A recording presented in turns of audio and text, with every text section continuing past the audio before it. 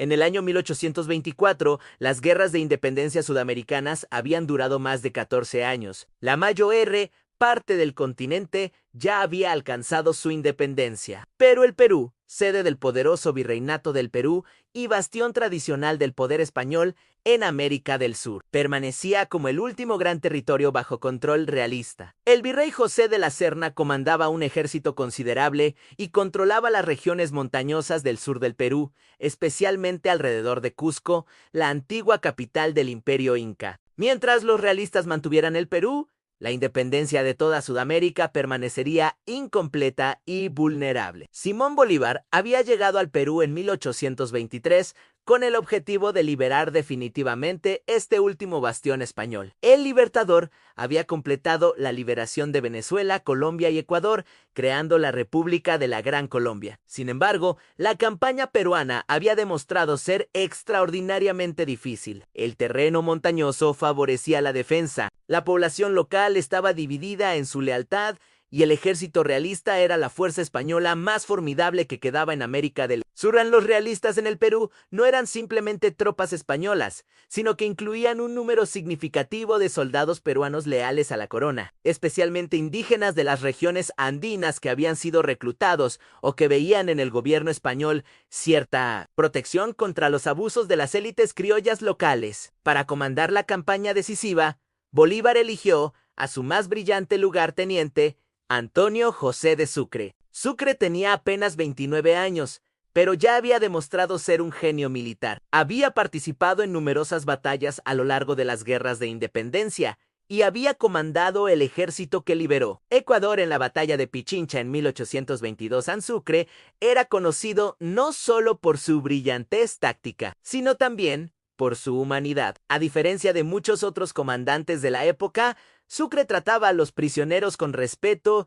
y evitaba la crueldad innecesaria. Bolívar confiaba completamente en él y le otorgó autonomía para conducir la campaña como considerara apropiado. Sucre reunió un ejército de aproximadamente 6,000 hombres. Esta fuerza era verdaderamente panamericana, incluyendo veteranos colombianos que habían luchado con Bolívar desde Venezuela, soldados ecuatorianos, peruanos independentistas e incluso algunos argentinos y chilenos que habían participado en las campañas de San Martín años antes. Muchos de estos hombres habían pasado años en campaña marchando a través de toda Sudamérica. Eran soldados endurecidos por innumerables batallas y marchas extenuantes a través de los Andes. El virrey La Serna comandaba aproximadamente 9,000 soldados realistas. Esta fuerza incluía regimientos españoles profesionales enviados desde la península, así como batallones peruanos reclutados localmente. Durante los meses de octubre y noviembre de 1824, Sucre condujo a su ejército en una campaña de maniobras brillante a través de las montañas del sur del Perú. El general independentista evitó batallas frontales mientras buscaba una posición táctica favorable. Sucre sabía que no podía permitirse una guerra de desgaste contra un enemigo superior en número. Necesitaba una batalla decisiva donde sus tropas veteranas y su superioridad táctica pudieran compensar la desventaja numérica. La Serna, presionado por la necesidad de destruir al ejército independentista antes de que pudiera recibir refuerzos o amenazar las líneas de suministros realistas, decidió perseguir a Sucre en el Biri español. Creía que su superioridad numérica le garantizaba la victoria si podía forzar una batalla campal. Los dos ejércitos maniobraron a través de las montañas andinas durante semanas, buscando cada uno la ventaja táctica. El 9 de diciembre de 1824, los dos ejércitos finalmente se encontraron en la pampa de Quinua, cerca de la ciudad de Ayacucho, en las montañas del sur del Perú, a más de 3,000 metros de altitud.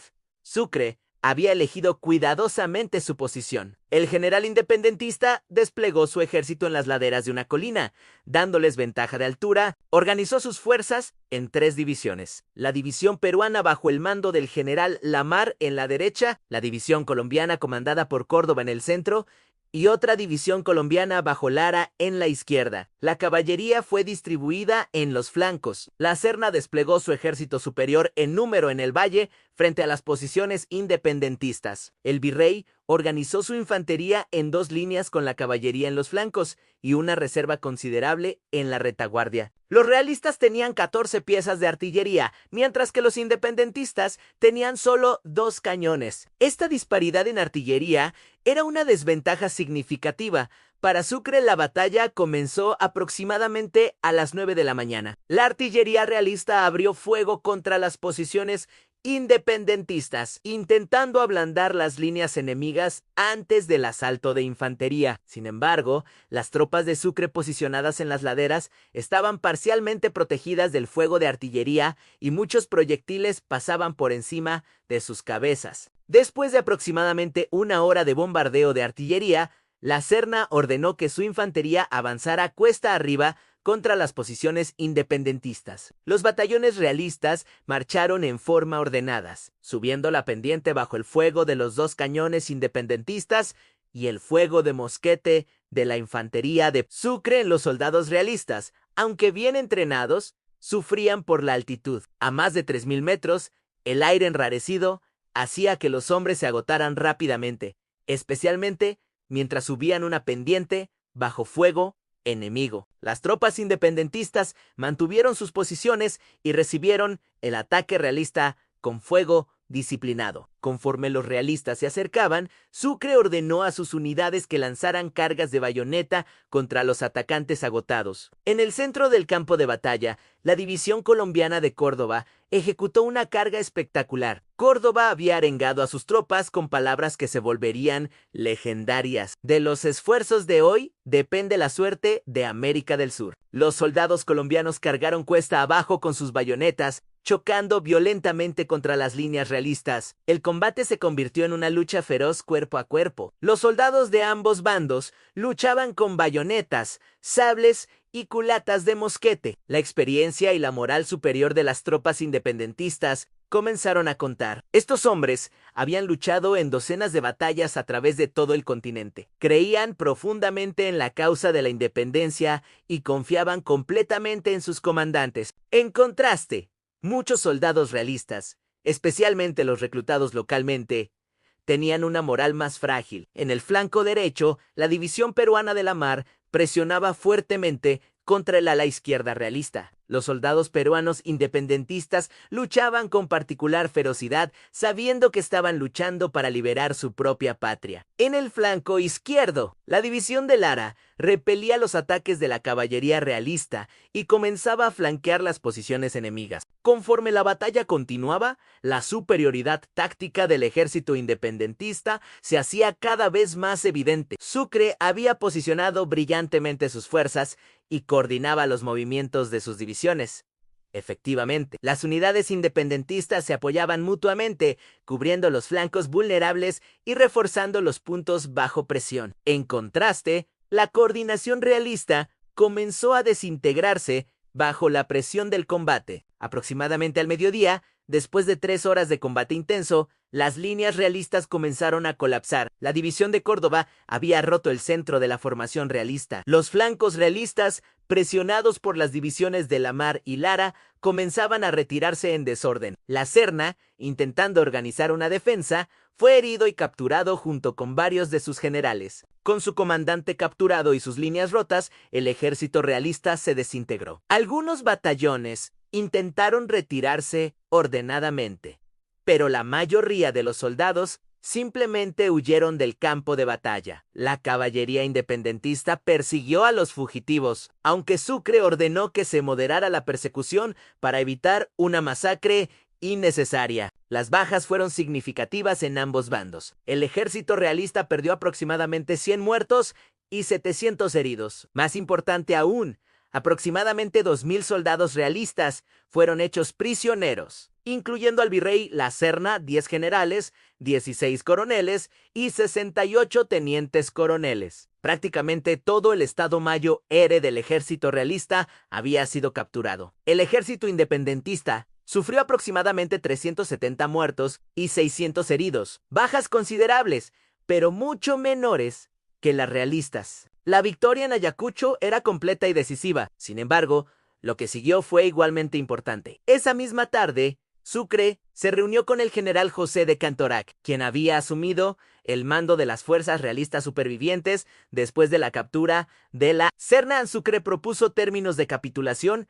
extraordinariamente generosos, reflejando tanto su humanidad personal como la comprensión estratégica de que una reconciliación magnánima facilitaría la transición a la independencia. La capitulación de Ayacucho, firmada el 9 de diciembre de 1824, establecía que todas las fuerzas realistas en el Perú serían desmovilizadas. Los oficiales españoles que desearan regresar a España recibirían pasaje pagado. Los soldados podían elegir entre unirse al ejército peruano o regresar a sus hogares. No habría represalias contra aquellos que habían luchado por España. Todos los prisioneros serían liberados. Los realistas entregarían todas sus fortalezas, armas y equipamiento. Terrac aceptó estos términos. La capitulación no solo terminaba la guerra en el Perú, sino efectivamente en toda América del Sur, en las fuerzas realistas que permanecían. En otras regiones, al enterarse de la derrota decisiva en Ayacucho, se rendirían en los meses siguientes. Solo quedaban algunas guarniciones españolas aisladas en fortalezas costeras que serían evacuadas durante 1825 y 1826. La batalla de Ayacucho fue la última gran batalla de las guerras de independencia sudamericanas. Su importancia histórica es difícil de exagerar. La victoria aseguró la independencia no solo del Perú, sino de toda América del Sur.